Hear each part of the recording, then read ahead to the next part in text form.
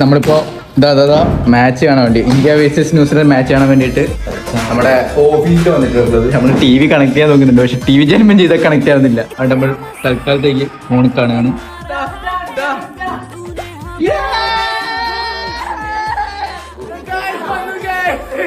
ഇവന്റെ ഉദ്ദേശം ഇത് മാത്രമാണ്. ഇവന് കളിയൊന്നും അറിയത്തില്ല. ഇത് കാണാൻ വേണ്ടി മാത്രം വന്നവനാണിത്. ഇത് 50.